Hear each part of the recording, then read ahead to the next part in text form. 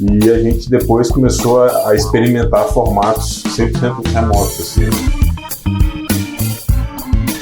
A partir do momento que a gente tirou essa limitação, os ganhos, na verdade, eles vão muito além do fato de ser possível ou não. O legal é que você não perde tempo para fazer as pessoas voltarem, né? Porque... Olá, tá começando mais um episódio do Officeless Talks. Eu sou o Renato Contaifer e toda semana tô aqui com a galera do movimento Officeless trocando ideias sobre a cultura do trabalho remoto. E hoje vamos falar sobre o trabalho remoto em atividades criativas. Como gerar ideias e colaborar com a equipe sem as pessoas estarem juntas numa mesma sala. Estou aqui hoje com o Flávio Lugeri e o Matheus Salles para falar um pouco sobre isso. E aí, Flávio, as pessoas só são criativas debaixo do mesmo teto? De forma alguma, cara. Acho que as pessoas precisam de momentos individuais ali, né, para fazer um trabalho profundo. E o trabalho da criatividade, ele requer essa paz, né, esse momento de tranquilidade para poder desenvolver, né, para poder aprofundar em algum tema. Então, ela pode fazer isso facilmente, da onde ela estiver. E tem aquele mito, né, dos tradicionais trabalhos de design thinking, onde comumente as pessoas iam para uma sala, né, iam para um quadro branco ali, cheio de post-it, cheio de canetinhas, ambiente lúdico, sendo que hoje a gente tem diversas ferramentas aí que nos permitem emular esse mesmo ambiente físico, né? Então as pessoas podem estar distribuídas aí pelo mundo fazendo trabalhos colaborativos, trabalhos criativos. A gente ainda escuta bastante a associação do trabalho remoto ao trabalho individual, né? Então, o trabalho individual, é claro que ele pode ser um trabalho criativo ou não, um trabalho burocrático, mas quando a gente fala em trabalhos mais colaborativos, de cocriação entre as pessoas, parece que ainda é um tabu dentro do trabalho remoto. Então, a gente tem aquela visão da pessoa lá sozinha, isolada, em casa, trabalhando ali de pijama, talvez, mas trabalhando em alguma coisa que já foi previamente definida e ela está ali só para executar ali individualmente, né? Então, já foi definido alguma coisa em grupo. A partir daquele momento, as tarefas são divididas, distribuídas e cada um pode poder fazer aquilo ali de casa ou de algum outro lugar sem problema. Agora, quando a gente começa a falar de atividades mais em grupo, né, e uma geração de ideias com várias pessoas, é muito comum a gente associar ao ambiente físico, né, de uma sala, com todos esses recursos visuais ali para as pessoas colaborarem juntas. Mas será que não fazer isso online, será que não perde um pouco não dessa magia ali da colaboração? Rapaz, eu vou falar que eu já passei por isso. Só complementando aí, eu vejo isso como um tabu, sim.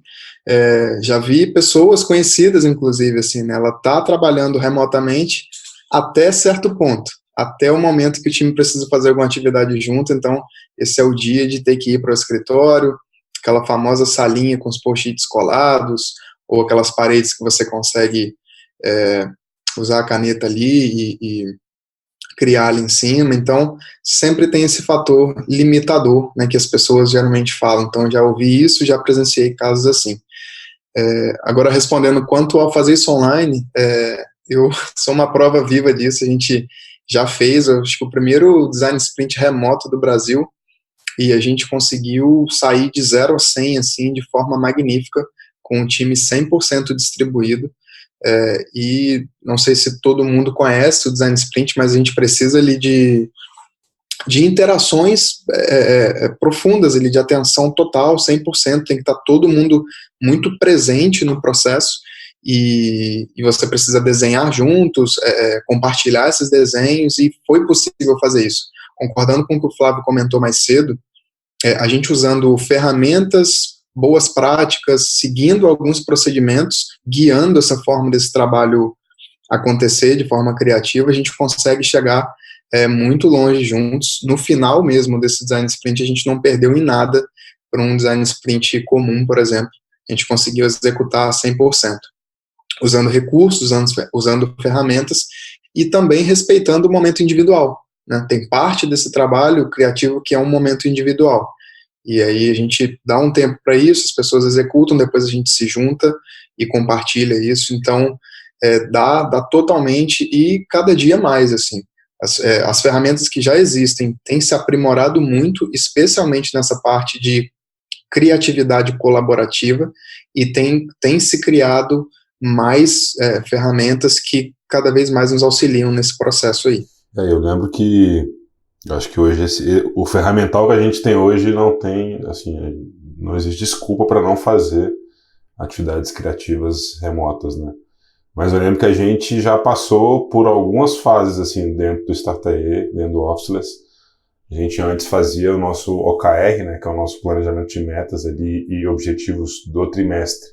A gente precisava se encontrar pessoalmente para fazer isso. A gente se encontrava a cada 3 meses, mesmo com o time todo distribuído. E a gente depois começou a experimentar formatos 100% remotos, assim, né? E acabou que, assim, para nossa surpresa, foi muito mais fluido, foi muito mais organizado, tudo já ficou muito bem documentado ali. A gente não precisou, por exemplo, ter que tirar foto dos quadros, né?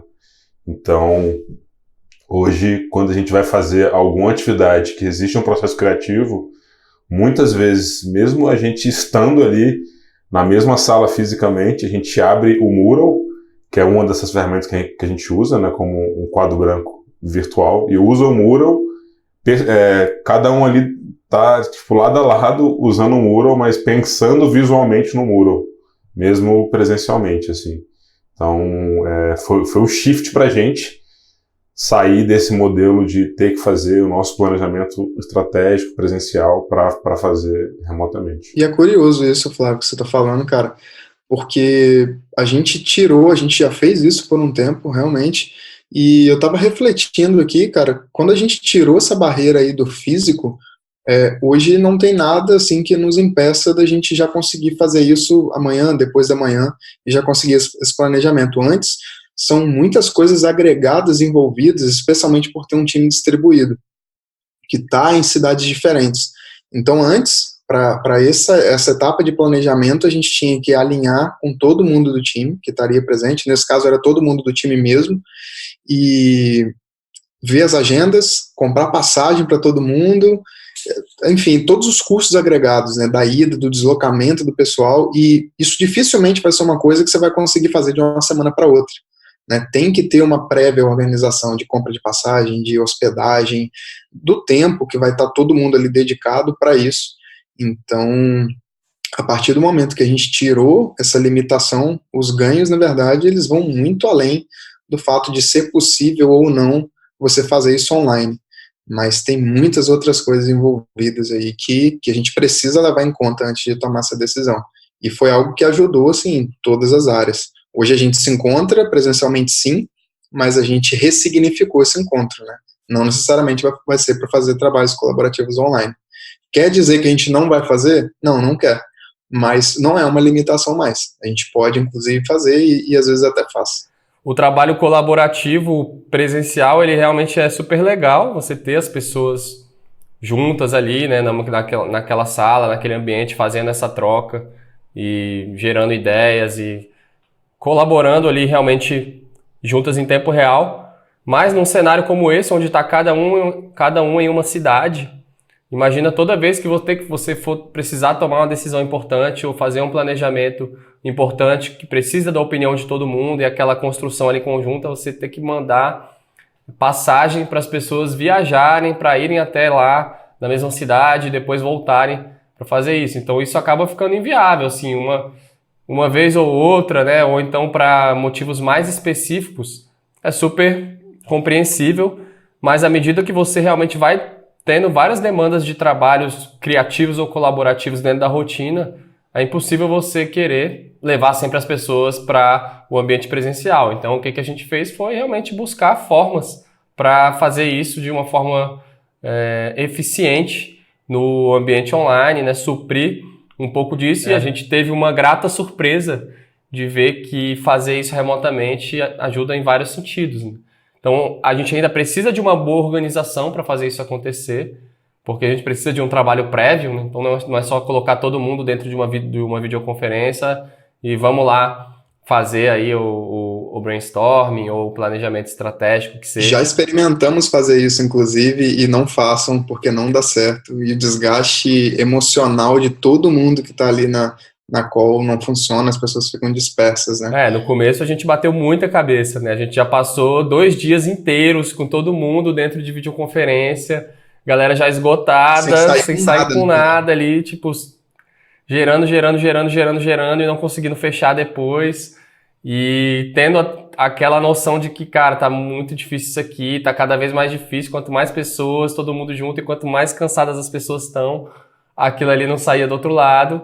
Mas... E de questionar, né? Será que realmente é possível, cara? A gente está tentando de tudo aqui e não está indo. Exatamente. Teve algum momento ali que a gente começou a virar essa chave ali de usar outro tipo de ferramenta e principalmente a preparação, né? O que a gente chama de facilitação. Então, no ambiente remoto, qualquer reunião simples precisa ter alguém que conduz essa reunião, alguém que está ali à frente de garantir o que a gente precisa fazer, o que a gente está fazendo nesse momento, o que a gente vai fazer em seguida. No final, controlar o tempo. No final, o que é que a gente vai sair daqui com o quê? E a gente conseguiu criar uma estrutura onde existe essa organização, né? Então a gente vai fazer uma dinâmica como essa, a gente já tem mais ou menos um checklist ali de algumas coisas que precisam ser garantidas pelo facilitador para que isso aconteça da forma mais fluida possível. E o legal é que isso, uma vez que você faz, isso já serve como, digamos ali, um preset, né? Para as outras vezes que você for fazer isso novamente, você já tem o terreno preparado para fazer a atividade, né? Então é importante ter em mente que é super possível, mas requer uma certa preparação. A gente apanhou um pouco para fazer isso, mas agora a gente também está tendo a oportunidade aí de ensinar, de mostrar o que a gente aprendeu e compartilhar aí com a galera da nossa comunidade, né? Como é que a gente faz para resolver esse tipo de coisa. E falando em facilitação, né, acho que uma dica importante aí, né, sempre que vocês forem facilitar alguma atividade como essa, é sempre bom ter 2 facilitadores ali, né, sempre um facilitador e um co-facilitador, porque a gente tá lidando com imprevistos que às vezes você não tem controle, né.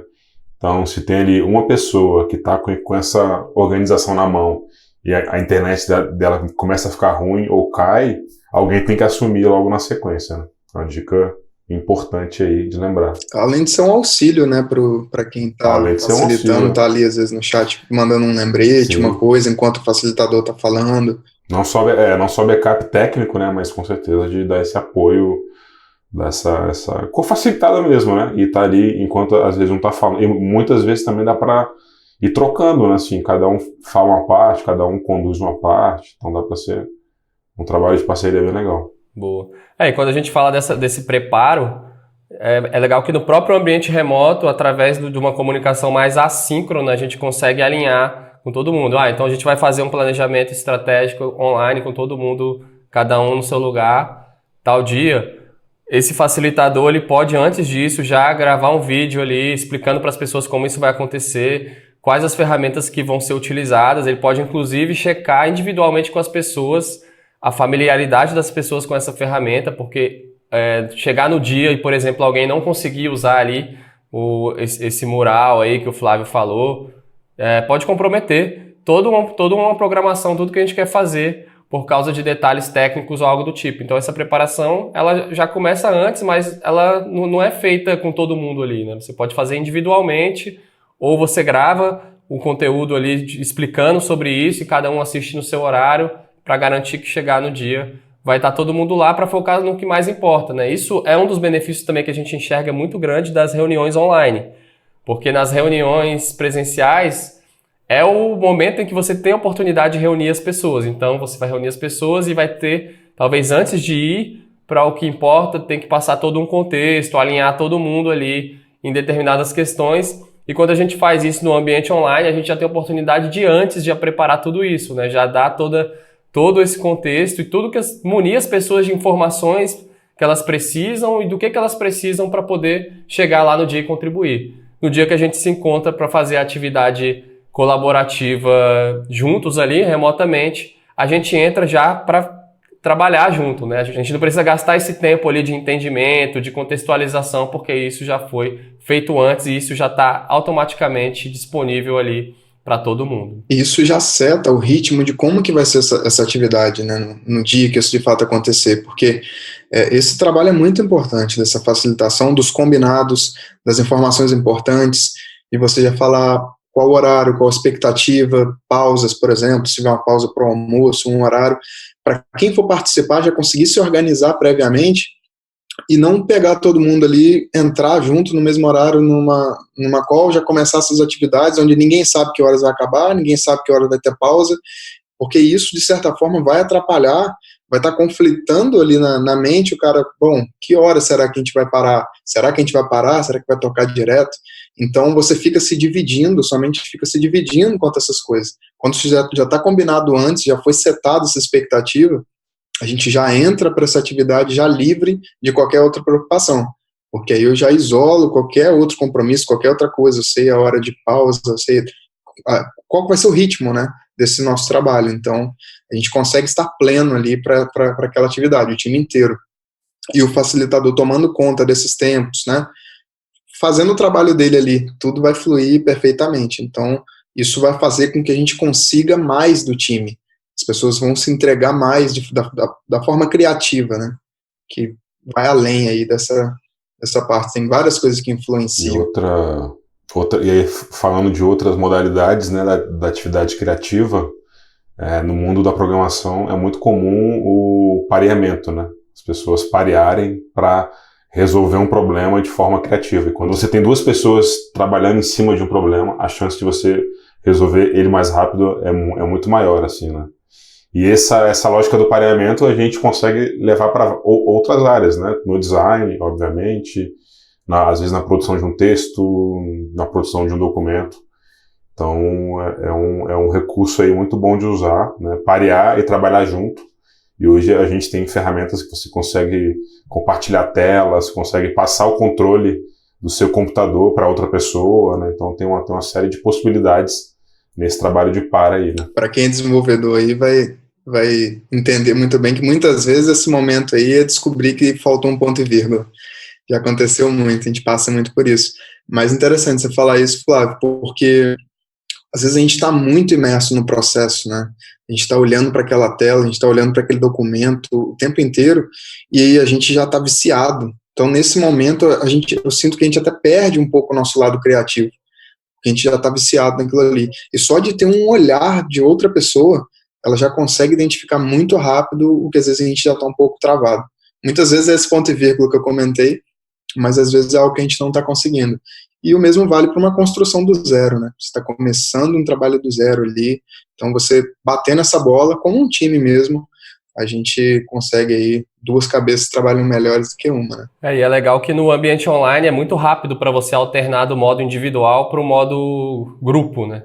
Você não precisa, você está trabalhando, você vai ter que ir lá para uma outra sala, chamar a pessoa e tal, vocês vão se reunir lá, falar alguma coisa, depois cada um vai pegar, subir o andar, descer o andar, voltar para o seu lugar e continuar. Aqui você está aqui fazendo seu trabalho individual, aí você chama a pessoa, bora fazer aqui, vamos fazer esse pareamento, vamos entrar aqui numa call para falar sobre isso, aí vocês entram rapidinho, tal, a linha ali, cada um mostra, né, troca feedback, mostra o que está fazendo, um pode inclusive mexer ali no trabalho do outro, né, no caso do design aí a gente usa bastante o Figma, né, como ferramenta, onde as pessoas podem realmente mexer ali no próprio arquivo, trabalhar em cima de um mesmo documento, e aí as pessoas colaboram juntas ali, daqui a pouco desliga a videoconferência, volta para o trabalho individual, mas está todo mundo o tempo todo conectado, então você pode estar sendo criativo de forma individual, mas você pode estar conectada com a pessoa em tempo real, porque ela também está conectada nas mesmas ferramentas que você. Então vamos falar da parte prática, como é que as pessoas podem ter algumas formas de colaborar aí de forma criativa remotamente. Vamos supor que você vai fazer um brainstorming remoto aí, gerar ideias junto com outras pessoas. Em primeiro lugar, o que você vai precisar é de um facilitador, então uma pessoa que vai assumir a responsabilidade de cuidar dessa dinâmica. Isso inclui garantir que todo mundo tem o que precisa para fazer antes do dia, né, em termos técnicos ali, de ferramentas, está tudo funcionando para todo mundo tem acesso a essas ferramentas. O que vai ser discutido no dia, então o que a pessoa precisa preparar ali, eu já vim com algo preparado para ser discutido no dia e para poder conduzir durante a atividade, né? Então a gente usa basicamente 3 ferramentas, que é um quadro branco virtual. Tem alguns aí no mercado, né? A gente gosta muito do Mural, né? Mural.co. Mas tem também o Miro, tem alguns outros também concorrentes aí que simula, né, um quadro branco virtual onde todo mundo pode interagir ali, jogar imagens, criar post-its, escrever, e tá todo mundo usando aquela mesma área ali de Canvas. A gente usa também o Zoom, né, para videoconferência, e a gente usa também para gravar esse podcast remotamente. Então tá aqui um exemplo, né, de uma atividade aí criativa colaborativa que a gente faz remotamente. Então, os 3 aqui em cidades diferentes. Que também, Contaifer, o Zoom, né? A gente estava falando aqui sobre compartilhar a tela, algumas coisas. O Zoom tem recursos incríveis. Então, hoje, na hora de compartilhar a tela, essas coisas, a gente usa o próprio Zoom. E indo além de compartilhar a tela, ele deixa você o controle remoto. Ele deixa eu controlar, por exemplo, se o Contaifer compartilhar a tela dele aqui agora, eu posso pedir para eu controlar a tela dele. Então, eu consigo digitar ali através do computador dele, no que ele está mostrando. Então, esses recursos, eles ajudam bastante. Então, dentro do próprio Zoom, ele vai além do recurso da videoconferência. Ainda tem algumas coisas acopladas que a gente ganha aí. Tem demais, cara. Tem uma funcionalidade de salas, né? E você consegue colocar as pessoas em salas diferentes. Isso é muito legal na facilitação de grupos. Porque é comum, né? Você tá com um grupo grande, aí você divide as pessoas em grupos de 3 pessoas, em grupos de 2 pessoas, e você faz isso aqui de uma forma muito rápida, né? Cara, eu tô com 10 pessoas aqui, eu quero montar 4 grupos agora. Você joga as pessoas para essas salas, daqui a pouco elas voltam todo mundo para cá. E essas salas é legal porque tem todo um sigilo, assim, né? Você não sabe o que tá acontecendo em cada sala, que as pessoas estão conversando. Isso fica ali num ambiente bem preservado, né? Bem protegido, isso é muito legal. E o legal é que você não perde tempo para fazer as pessoas voltarem, né? Porque quando você está numa dinâmica presencial, às vezes é uma luta, né? Você, gente, acabou o tempo e tal. Aqui não, acabou o tempo, as pessoas saem da sala individual, são quase teletransportadas para a sala principal. E é legal que tá todo mundo quando você tá aqui na videoconferência, tá todo mundo no foco, porque ninguém vai sair levantar do computador e sair aqui, né? Tá todo mundo aqui focado no que tá fazendo, então por isso essa importância também. O Matheus falou aí das pausas, né? Então a gente tem que sempre trabalhar em períodos pequenos de tempo. É bem mais produtivo do que você ficar martelando ali por horas com as pessoas, porque gera um desgaste muito grande, a pessoa vai querer olhar o celular, vai precisar fazer outras coisas. Então, se você trabalha em blocos de tempo menores, as pessoas têm condição de se entregar para aquela atividade ali, né? E se dedicar àquilo com um foco único. Durante esses intervalos, a pessoa pode utilizar o celular, fazer outras coisas que ela precisa fazer. Então, muito importante fazer pausas. Tem reuniões como essas, né, de planejamento estratégico, que são extremamente longas, que podem durar assim um dia inteiro, mas é muito importante ter esse cuidado de fazer isso em blocos de tempo para não comprometer aí a energia mesmo disso, né, e o resultado final. É importante lembrar, inclusive, dessa parte da criatividade, né? Um mito você querer achar que o fato de estar ali 2, 3, 4 horas nessa atividade juntos, que você vai conseguir ficar forçando para produzir alguma coisa criativa. Na verdade, não. Sem pausa, então, quando você faz essas pausas, ali 5 minutos para alguém poder ficar em pé, mexer no celular, fazer qualquer outra coisa, quando ela volta pro foco, e essa parte criativa, tem vários estudos que comprovam isso. Então, dessa forma, você consegue extrair o melhor da parte criativa. Reuniões extensivas, principalmente para você forçar o que é para ser um trabalho criativo, não sai nada e todo mundo fica muito frustrado. Vira um trabalho cansativo, né, e não criativo. Isso muita gente acha meio bedelzão, né, meio rigoroso demais, você tudo certinho, muito metódico, né, marcar o tempo das coisas, mas, cara, isso não tem o que dizer, assim, é muito positivo a gente fazer isso de uma forma organizada. Então, marquem o tempo das atividades para as reuniões terem início, meio e fim. Inclusive, usem o Cuco para isso, né? A gente tem uma ferramenta aí que foi criada pelo Startae, né? E a gente tem muito orgulho de compartilhar e para as pessoas usarem, porque a gente usa bastante e ajuda muito, né? Quando a gente está numa atividade como essa, todo mundo está acompanhando ali. A gente vai deixar o link aí na descrição do episódio do Cuco para quem não conhece. E aí, após tudo isso que a gente falou, deixar uma recomendação que é de inclusão e empatia, no caso de pessoas onde pessoas estão no escritório juntas, né, um formato híbrido, onde tem pessoas juntas no escritório e algumas delas estão remotamente. Então, quando forem fazer uma atividade assim, cada um entrar pelo seu próprio computador, ir para o seu canto ali, e aqui dentro da videoconferência está todo mundo com uma experiência igual, né? Todo mundo com igualdade aqui de contribuição e de experiência, e a gente sente que isso deixa as pessoas muito mais incluídas, né? Você deixar duas carinhas ali e o resto das pessoas está todo mundo aqui no mesmo computador, numa mesa juntos, fisicamente, já está quebrando ali um pouco como essa comunicação acontece, então isso também faz total diferença. Pense sempre na experiência de quem está remotamente primeiro e aí utilizar isso como padrão. Para finalizar, a última dica, comece tudo pelo digital, né? Então, como foi falado, a partir do momento que você já começa digitalmente, tudo que você está fazendo está sendo documentado e vai poder ser aproveitado depois, vai ficar disponível para consultas posteriores. Então, ajuda muito você começar pelo digital. Você já tem uma documentação automática de tudo que está fazendo. Então, são algumas dicas aí para atividades colaborativas remotamente. Iremos falar sobre esse assunto, então se você gostou desse episódio, mostre para as pessoas que trabalham com você ou que você acha que também vão se interessar nisso. E se você quiser também sugerir um tópico no nosso podcast, mande uma mensagem para a gente lá no Instagram, e a gente está no @biofficeless. Aproveita para seguir o nosso perfil no Instagram. E semana que vem, estamos de volta com outro assunto. Valeu aí, Flávio, Matheus. Valeu. Tamo junto. Biofficeless. Até mais. Falou.